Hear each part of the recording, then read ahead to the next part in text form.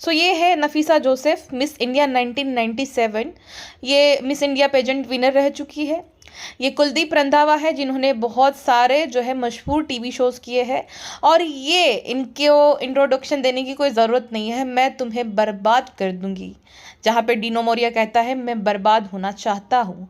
और ये जो वायलिन बजाती है उसके बाद जो किलर लुक देती है, एकमात्र ऐसी भूतनी है जिसके पीछे सब लोग पागल हो गए थे। और ये मूवी सुपर डुपर हिट गई थी, राज मूवी की मालिनी शर्मा। अब इन तीनों के आपस में लिंक्स कैसे जुड़े हुए हैं? इन तीनों ने सोनी टीवी का शो, जो कि 2000 से 2001 तक एयर हुआ था सोनी टीवी पर, वो शो किया था कैट्स, जो कि चार्लीज एंजल का एडॉप्शन था।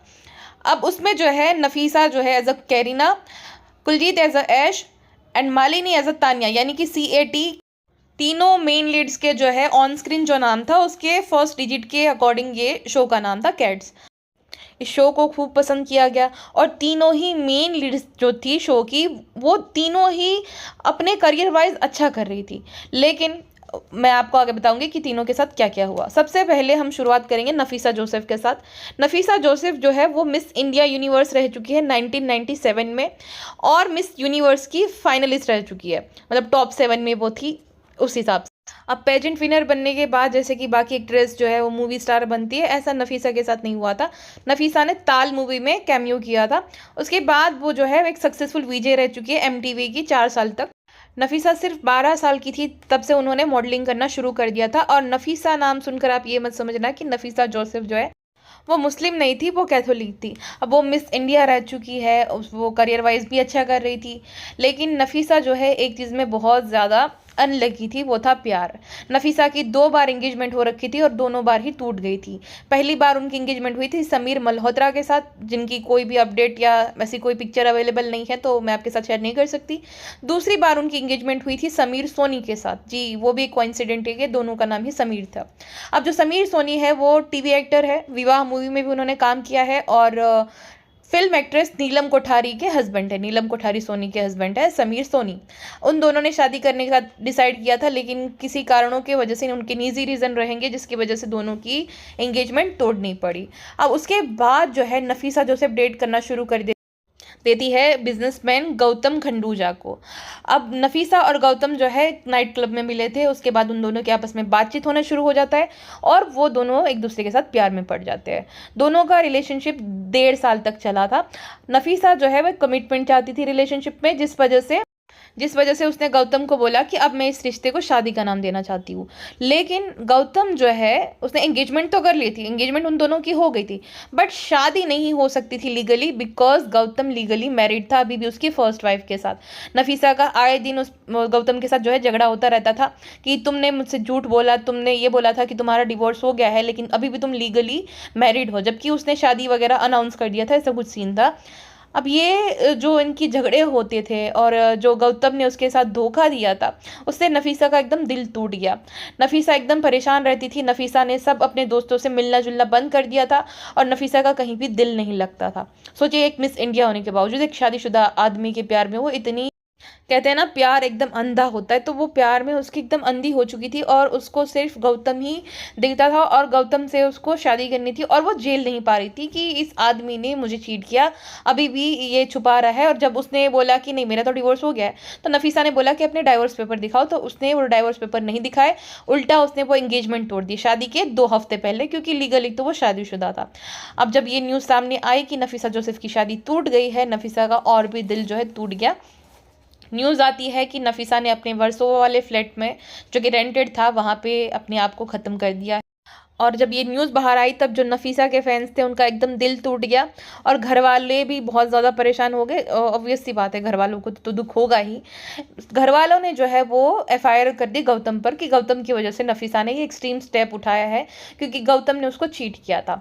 अब पूछताछ की गई 4 घंटे की गौतम के साथ। वैसे गौतम तो उस दिन गायब हो गया था घर पे ताला वगैरह मार के, ताकि उसको सीधा गिरफ्तार नहीं किया जाए। फिर वो अपने वकील के साथ जाता है, 4 घंटे तक उसकी जो है रिमांड चलती है, पूछताछ चलती है, जिसमें क्लियरली उसने बताया था कि ऐसा कुछ भी नहीं था। उसने अपने डाइवोर्स पेपर दिखाया कि मेरा ऑलरेडी 2003 में ऑफिशियली डाइवोर्स हो चुका है, और म्यूचुअली डाइवोर्स हुआ है दोनों की मर्जी के तहत। तो डाइवोर्स तो कोई रीज़न नहीं था। ये बात उसने नफीसा को भी बहुत बार समझाई थी, लेकिन जो नफीसा की मॉम है वो आए दिन इस बात को लेकर वो शिकायत करती थी, और उसी दिन भी जो है उनकी वजह से उन दोनों का झगड़ा हुआ था, जिस वजह से ये एकदम तंग आ चुका है। एक और रीज़न उन्होंने ये बताया कि नफीसा जो है वो अल्कोहल पीने के बाद एकदम ही वायलेंट बन जाती थी, उसको जलील करना, उसके साथ झगड़ा करना और बहुत ही गुस्से में एकदम उसके साथ जो है बहसबाजी करना, झगड़ा वगैरह करना, जिससे एकदम तंग आ चुका था, जिस वजह से उसने ये एंगेजमेंट को तोड़ दी थी। मेन रीज़न ये था कि वो बहुत ज़्यादा अल्कोहल कंज्यूम करती थी, जिसकी वजह से वो झेल नहीं पाती थी, संभल नहीं पाती थी अपने आप को, और अब्यूज़ करना शुरू कर दिया। और साथ ही में नफीसा ने कोई नोट नहीं छोड़ा था जिसमें किसी को उसने ब्लेम किया हो। जितने भी कॉमन फ्रेंड को पूछताछ की गई कि भाई गौतम और नफीसा का कैसा रिश्ता था, तो सभी ने अच्छा ही बोला कि गौतम एक अच्छा इंसान है, कभी भी वो नफीसा पे ना ज़ोर से चिल्लाता है, या तो ऐसा कुछ खास है नहीं जो कि गौतम के अगेंस्ट जाए, जिस वजह से गौतम को जो है फिर रिलीज़ कर दिया गया। पूछताछ कंप्लीट होने के बाद उसको एकदम निर्दोष साबित कर दिया गया कि इसका कोई हाथ नहीं है जो भी हुआ। एक फेल्ड रिलेशनशिप, और पास्ट में भी 2 फेल्ड रिलेशनशिप के चलते नफीसा जो है वो बर्दाश्त नहीं कर पाई और इसने ऐसा एक्सट्रीम स्टेप उठा लिया। अब नफीसा खूबसूरत थी, टैलेंटेड थी, लेकिन फिर भी प्यार में धोखा मिलने की वजह से, या तो यूँ कहूँ कि आपस में बनी नहीं, एंगेजमेंट टूट गई, जिसके चलते उसने ऐसा एक्सट्रीम स्टेप उठा लिया जो कि सरासर गलत है। वो सिर्फ 26 साल की थी, पूरी ज़िंदगी पड़ी थी। अगर वो थोड़ी देर के लिए शांत हो जाते, या तो उनके पेरेंट्स उनको समझाते, स्पेशली उनकी मॉम भड़काने की बजाय समझाते। अब उनको भी ब्लेम नहीं कर सकते, शायद से वो अपनी बेटी का अच्छा ही चाह रहे होंगे। मे हर साउल रेस्ट इन पीस। अब जो नेक्स्ट जो मेन लीड थी उसके बारे में हम बात करेंगे, कुलजीत रंधावा के बारे में। सो कुलजीत रंधावा ने अपना टीवी डेब्यू किया था हिप हिप हुर्रे नाम के शो के साथ। अब उस शो में जो है उन्होंने श्वेता साल्वे को रिप्लेस किया था प्रीशिता के रोल के लिए। अब उनको उस शो से ज़्यादा पहचान तो मिली नहीं, लेकिन उसके बाद उनको यूटीवी के शो जो कि कैट्स है, जिसके बारे में हम बात कर रहे हैं, उसके थ्रू उन्होंने बहुत ज़्यादा पहचान मिली थी और उनको नोटिस किया गया था और बहुत ज़्यादा अप्रिशिएट भी किया गया था उनके काम के लिए, उनके परफॉर्मेंस। बट उसमें भी वो मेन लीड नहीं थी, वो मल्टी स्टारर शो था, नफीसा जोसेफ, मालिनी शर्मा सब थे, तो मेन लीड तो वो नहीं थी। अब उसके बाद जो है वो बहुत समय के बाद जो है एक शो करती है स्टार 1 का, जिसका नाम था स्पेशल स्पॉट। इस शो में भी जो है वो मेन लीड तो थी, लेकिन वो खुश नहीं थी, क्योंकि उसके बाद जो है उस शो में एंट्री होती है गौरी प्रधान, जो कि हितेन तिजवानी की वाइफ है। अब 6 एपिसोड के बाद जो है रेटिंग को बढ़ाने के लिए गौरी प्रधान को जो है लाया गया था इस शो में, जिससे कुलजीत ज़्यादा खुश नहीं थी, उस वजह से उसने उस शो को क्विट कर दिया।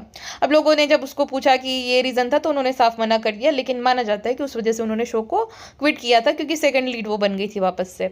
उसके बाद उन्होंने शो किया था कोहिनूर, जो कि बहुत ज़्यादा फेमस शो है, और उस वजह से कुलजीत को जो है अच्छी खासी फेम मिली थी, जिसमें उन्होंने इरावती कोहली का किरदार निभाया। अब ये शो इतना हिट गया था कि इसका सेकंड सीजन लाने का भी वो लोग मेकर्स जो है वो सोच रहे थे, बट ऐसा नहीं हो पाया, क्योंकि कुलजीत ने भी अपने आप को ख़त्म कर दिया। अब उसके पीछे का कारण बताया जाता है लोनलीनेस। दरअसल उस टाइम पे कुलजीत जो है वो रिलेशनशिप में थी उदय भानु नाम के एक्टर के साथ, और जब उन्होंने ये एक्सट्रीम स्टेप उठाया था, उससे एक रात पहले अपनी मॉम को कॉल करके बताया था कि माँ प्लीज़ आ जाओ, मुझे बहुत ज़्यादा दर्द हो रहा है, मुझसे सहा नहीं जाता। उनके शायद से बैक में बहुत ज़्यादा पेन हो रहा था, जिस वजह से वो अपनी मम को बुला रही थी। कुलजीत जो है उसका एक्स बॉयफ्रेंड था सैंडी, जिसके साथ उसका 5 इयर्स तक रिलेशनशिप रहता है।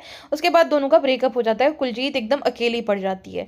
अब उसी दौरान उसको जो है भानु संभालता है, दोनों प्यार में पड़ जाते हैं, लेकिन वही उन दोनों की रिलेशनशिप में भी खटपट होने लगती है वगैरह वगैरह।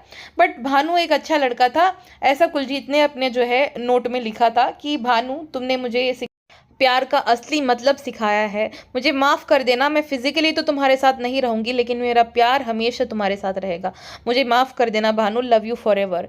उसके बाद जो है उन्होंने अपने पेरेंट्स को जो है संबोधन करके लिखा था कि मैंने जो ये भी किया है आप मुझे माफ़ कर देना, मैं किसी को भी मेरे स्टेप के लिए ज़िम्मेदार नहीं ठहराती हूँ, मेरा जो भी पैसा या मेरा जो भी सामान है ये मेरे पेरेंट्स को दे दिया। आगे कुलजीत ने लिखा कि कुछ लोग जो है वो स्ट्रांग होते हैं, कुछ लोग वीक होते हैं, और मैं वीक की कैटेगरी में आती हूँ। मैं आशा करती हूँ कि मुझे ज़िंदगी माफ़ कर दे जो भी मैंने ज़िंदगी के साथ किया है उसके लिए। अब भानु उदय या तो किसी पे भी क्वेश्चन उठाने का सवाल ही नहीं उठता था, क्योंकि उसने जो है वो लेटर छोड़ा था। एक्टर जो होते हैं ना उनकी ग्लैमरस लाइफ होती है। आपको बहुत बार देखकर शौक लगता होगा कि श्रीदेवी जैसी सुपरस्टार और खूबसूरत महिला ने बोनी कपूर जैसे एक बुढ़े और दिखने में भी अजीब ही लगता है ऐसे आदमी के साथ शादी क्यों की। एक होता है सेफ्टी इंडस्ट्री में या तो मॉडलिंग में भी जो एक्ट्रेस होते हैं जो आउटसाइडर होते हैं उनके साथ बहुत कुछ होता है जो कि एक वक्त के बाद वो झेल नहीं पाते हैं। दूसरा होता है कि वो जो लेविश लाइफस्टाइल जीते हैं उसको मेंटेन करने के लिए बहुत सारे पैसे लगते हैं। अगर उन्हें 1 साल काम नहीं मिला तो वो कंगाले हो जाते हैं, वो वापस से मिडिल क्लास जैसी ज़िंदगी उनको जीनी पड़ती है क्योंकि उनके बहुत खर्चे होते हैं, बहुत ज़्यादा खर्चे होते हैं। तो उनको सस्टेन करने के लिए उनको बहुत सारा पैसा चाहिए और मेंटल हेल्थ के लिए या तो यूँ कहूँ कि ये जो भेड़िए होते हैं वो नोचे ना इस वजह से एक स्ट्रॉन्ग इंसान के साथ स्टेबल रिलेशनशिप चाहिए होती है। ऐश्वर्या राय बच्चन जैसी खूबसूरत महिला जो कि दुनिया की सबसे खूबसूरत महिला और सक्सेसफुल थी, उसने क्यों शादी की अभिषेक जैसे एक फ्लॉप एक्टर के साथ सरनेम और सिक्योरिटी के लिए। हेमा मालिनी जो कि ड्रीम गर्ल बहुत ज़्यादा खूबसूरत, उसने धर्मेंद्र की दूसरी पत्नी बनने का क्यों डिसाइड किया। यही रीज़न होते हैं कि इंडस्ट्री में बहुत सारे भेड़िए होते हैं जो कि परेशान करते हैं एक्ट्रेसेस को उनसे बचने के लिए। और दूसरा एक जो स्टेबल लाइफ चाहिए होती है कि भाई शादी के बाद भी उनका करियर भी ख़त्म ना हो और उनको रिस्पेक्ट के साथ देखा जाए, जो कि अफसोस की बात है बहुत ज़्यादा। एक कहते हैं ना एक नेगेटिव साइड है इंडस्ट्री का, एक छुपा हुआ साइड जो कि अगर आपने फैशन में भी देखा होगा, फैशन मूवी में भी और पेज 3 में भी, कि जो इंडस्ट्री जितनी ग्लैमरस दिखती है उतनी है नहीं। तो कुछ जो एक्टर होते हैं वो फिर गिव अप कर देते हैं और कुछ जो एक्टर होते हैं वो ऐसा एक्सट्रीम स्टेप उठा लेते हैं। अब बात करते हैं third and most popular Malini Sharma के बारे में। तो मालिनी शर्मा, उसका डायलॉग तो आपको याद ही होगा, तुम मेरे इतने करीब मत आओ मैं तुम्हें बर्बाद कर दूंगी, जहाँ पे डिनो मोरिया कहता है मैं बर्बाद होना चाहता हूँ। मालिनी ने अपने करियर की शुरुआत मॉडलिंग से की थी और उसी दौरान उसको प्रियांशु चैटर्जी मिल जाता है जो कि एक्टर है तुम बिन, और जो ऐश्वर्या के साथ वो मूवी थी ना दिल का रिश्ता, जिसमें दिल का रिश्ता बड़ा ही प्यारा है वो गाना था, तो उसका वो एक्टर है जिसके साथ मालिनी की शादी हो जाती है 1997 में और 2001 तक जो है दोनों का डिवोर्स भी हो जाता है। मालिनी ने कभी भी ओपनली कुछ नहीं बोला, लेकिन प्रियांशु ने ज़रूर ये बोला था कि वो एक इमेच्योर रिलेशनशिप थी। मालिनी ने बहुत सारे म्यूज़िक वीडियोस भी किए हैं जिसमें मीका सिंह के साथ सावन में लग गई आग, क्या सूरत है, कितनी अकेली वगैरह वगैरह जैसे म्यूज़िक वीडियोस उसने किए थे। अब 2002 में ये जो राज मूवी रिलीज़ हुई ना, सब लोग पागल हो गए थे मालिनी के पीछे। इतनी खूबसूरत भूत और इतना जो हस्की वॉइस था, वो हस्की वॉइस वैसे उसका नहीं था, वो डबिंग था, डब किया गया था, जैसे बिपाशा का आवाज़ डब किया गया था वैसे ही सेम तरीके से। बट जितनी वो खूबसूरत थी, जितनी उसकी आंखें तो क्या ही खूबसूरत थी, जितना बिपाशा को प्यार मिला था उससे कहीं ज़्यादा मालिनी को प्यार मिला था। उसी वजह से आज भी एक मूवी की वजह से आज भी लोग उसको ढूंढते हैं, हर जगह पे इंस्टाग्राम पे आर्टिकल्स जो है खंगाल मारते हैं, इंटरव्यूज़ ढूंढने के लिए तरस गए लोग कि कहीं एक इंटरव्यू तो मिल जाए जहाँ पे मालिनी शर्मा ने कुछ बताया हो, लेकिन कहीं पे भी कुछ नहीं मिला। राज मूवी की जो घोस्ट थी उसी तरह से मालिनी ने हम सबको घोस्ट कर दिया है। अब मज़े की बात क्या है बताओ, एक में बात, महेश भट्ट के प्रोडक्शन हाउस के जो है अंडर ये मूवी बनी थी जिसको डायरेक्ट किया था विक्रम भट्ट ने। लेकिन महेश भट्ट नाम याद रखना, महेश भट्ट जिसके भी करीब जाते हैं उनका तो आपको याद ही होगा, चाहे वो परवीन बाबी हो, चाहे जिया खान हो, चाहे रिया चक्रवर्ती हो, जिस किसी के भी आसपास ये आदमी जाता है उनका अंत बहुत बुरा होता है। परवीन बाबी भी लोनलीनेस का शिकार होकर वो चल बसी थी। रिया चक्रवर्ती को भी उसने ये सलाह दी थी कि सुशांत को छोड़ दो तुम, ये जो है फिर आगे चल के ये सब होने वाला है। जिया खान के भी वो करीब था और जिया खान की मॉम ने एलिगेशन लगाए थे कि महेश भट्ट ने ये बोला था कि चुप रहना वरना तुम्हें भी चुप करा दूंगा ऐसा करके। और सेम जो है मालिनी शर्मा पे प्रेशर डाला गया था। मालिनी को बेस्ट डेब्यू के लिए जो है जी सिने अवार्ड मिला था। उसी दौरान जो है उसी अवार्ड फंक्शन में शाहरुख खान के साथ स्क्रिप्टेड उन दोनों की कंट्रोवर्सी हुई थी जहाँ पे वो माइक नहीं दे रही थी और शाहरुख खान ज़बरदस्ती माइक ले रहा था। तो ये फुल्ली स्क्रिप्टेड था, ये कोई रियल नहीं था, स्क्रिप्टेड था। स्क्रिप्ट दी जाती है ताकि इंटेंस बनाया जाए, ताकि उसकी क्लिप्स जो है वो प्रोमो में दिखाई जाए जिससे ऑडियंस का बहुत ज़्यादा इंटरेस्ट था। तो ये सब स्क्रिप्टेड होता है, असल नहीं था। अब ये जो राज मूवी थी वो ब्लॉकबस्टर साबित होती है, उसके बाद मालिनी भी रातों रात स्टार बन जाती है। लोग मालिनी को सिल्वर स्क्रीन पर देखने के लिए बहुत ज़्यादा बेताब होने लगते हैं। साथ ही में मालिनी ने एक और जो है मूवी साइन की थी भट्ट कैम की, वो थी एनकाउंटर नाम की, जिसको उसके बाद उस मूवी का नाम चेंज करके गुनाह कर दिया गया। अब उसमें मालिनी के ऑपोजिट जो थे वो थे डिनो मोरिया, और इस मूवी में मालिनी को मेन लीड के तौर पे कास्ट किया गया था। लेकिन वही रोल था जैसा मालिनी ने किया था, थोड़ा बहुत वो बोल्ड सीन देना और बोल्ड रोल ही उसमें ऐसा था। शायद से मालिनी को मेरे हिसाब से ना डर लग गया था कि अब उसको टाइप कास्ट कर दिया जाएगा, ऐसे ही रोल्स उसको मिलेंगे जैसे मल्लिका शेरावत को टाइप कास्ट कर दिया गया था और बहुत सारी एक्ट्रेसेस को जैसे राखी सावंत वगैरह को टाइप कास्ट कर दिया जाता है, वैसे ही उसको अब ऐसे ही रोल मिलेंगे, जिस वजह से मालिनी ने उस मूवी से बैकआउट कर लिया 2 दिन पहले। उसके बाद बिपाशा को डिनो मोरिया के ऑपोजिट जो है साइन कर लिया गया। लेकिन मालिनी को जो है ऐसा बोला जाता है, देखिए इसको एज गॉसिप आप समझ लीजिए, जो भी समझ लीजिए, भट्ट कैम के द्वारा जो है मालिनी को ये वार्निंग दी गई कि अब तुम्हें इंडस्ट्री से बॉयकॉट कर दिया जाएगा, अब तुम्हें कहीं पे भी कोई काम नहीं देगा। मालिनी जो है जब ये मूवी रिलीज हुई थी ना, उस टाइम पे भी मालिनी को कोई इंटरेस्ट नहीं था बॉलीवुड में काम करने पे, वो तो ऐसे ही उसने साइन कर दी, उसका जो भी रीज़न था उसने साइन कर दी शौक के खातिर, लेकिन उसको बॉलीवुड में कुछ भी मूवी वगैरह में काम करने में कोई इंटरेस्ट नहीं था। उसके बाद मालिनी जो है पर्दे के पीछे काम करती है, थोड़ा प्यार थोड़ा मैजिक, उसमें वो बतौर आर्ट डायरेक्टर काम करती है। जस्ट मैरिड में भी उन्होंने बतौर आर्ट डायरेक्टर काम किया था। अब उसके बाद मालिनी कहीं पे भी नज़र नहीं आई, जैसे कि वो गायब ही हो गई। बहुत लोगों का मानना है कि अब उनकी शादी हो चुकी है, उन्होंने अपना नाम भी बदल लिया है, वो स्विट्ज़रलैंड में रहती है। तो आधे लोगों का ये कहना है कि अभी वो जो है चंडीगढ़ में रह रही है, बतौर आर्ट डायरेक्टर अभी भी वो काम करती है और अभी भी वो चंडीगढ़ में रहती है। तो कुछ लोगों को लगता है कि मालिनी ने भी अपने आप को ख़त्म कर लिया, उसने भी वही स्टेप उठा लिया, लेकिन ऐसा नहीं है। मालिनी अभी भी जो है वो जिंदा है।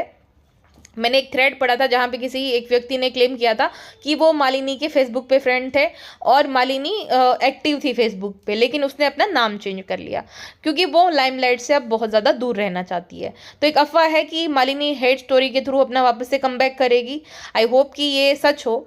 और क्यों नहीं कर सकते एक एक्ट्रेस, अभी वो होगी 50 या 51 साल की, अगर 60 साल के हीरो जैसे सलमान, शाहरुख, अक्षय कुमार, अजय देवगन अपनी बेटी की उम्र की हीरोइन के साथ रोमांस कर सकते हैं, तो एक एक्ट्रेस जो है वो बहुत ज़्यादा खूबसूरत और टैलेंटेड है, वो अपना कमबैक क्यों नहीं कर सकती है ना, एज अ मेन लीड क्यों नहीं कर सकती है? कर सकती है। और ये स्टीरियोटाइप को ब्रेक कर देना चाहिए। अभी हम 21st सेंचुरी में 2024 में है, तो अगर वो अपना कमबैक करना चाहे तो उसमें कोई दिक्कत नहीं है। अगर बूढ़े बूढ़े अंकल जो है बेटी की उम्र की लड़कियों के साथ रोमांस कर सकते हैं, तो एक एक्ट्रेस क्यों नहीं कर सकती है? बाकी आई विश कि मालिनी शर्मा जो है जल्दी से कमबैक अपना कर ले, और अगर वो ना भी करे तो वो जहाँ पे भी है वो खुश रहे। इसी नोट के साथ अभी के लिए बस इतना ही। मिलते हैं नेक्स्ट वीडियो में। अपना ध्यान रखेगा। Bye bye.